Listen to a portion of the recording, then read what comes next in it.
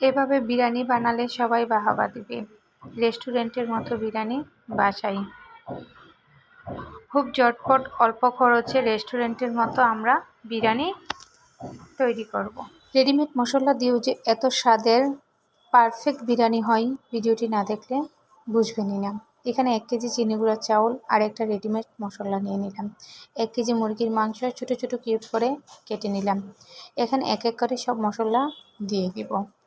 স্বাদ মতো লবণ, 2 চামচ জিরার গুঁড়া, 2 চামচ আদা বাটা, 2 চামচ রসুন বাটা, কিছু পেঁয়াজ কুচি, বিরিয়ানির মশলা, রান্নার তেল সবগুলো দিয়ে আমরা এক এক করে মাংসটাকে সুন্দর করে ম্যারিনেট করে নিব।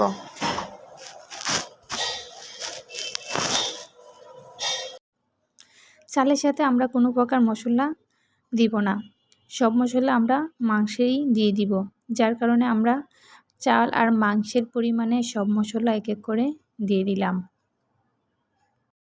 যখন মাংসটা ম্যারিনেট করা হয়ে যাবে তার সাথে 1/2 চামচ মরিচের গুঁড়া আমরা অ্যাড করব। মরিচের গুঁড়া অ্যাড করে আমরা আরেকটু হালকা একটু ম্যারিনেট করে নেব।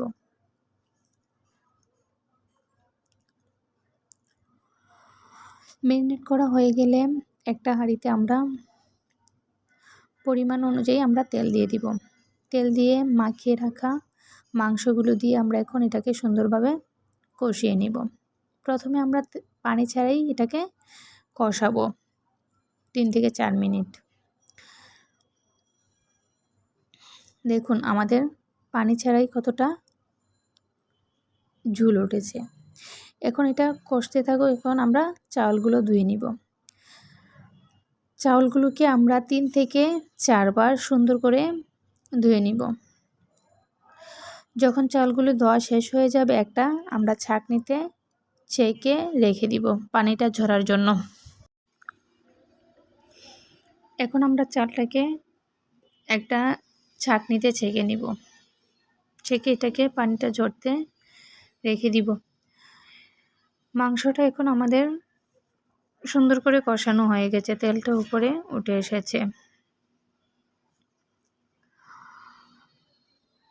এখানে আমরা প্রথমে পানি ছাড়িয়ে আমরা সুন্দর করে এটাকে কষালাম। এখন অল্প একটু পানি দিয়ে আরও 2 থেকে 3 মিনিট এটাকে সুন্দর করে কষিয়ে নেব।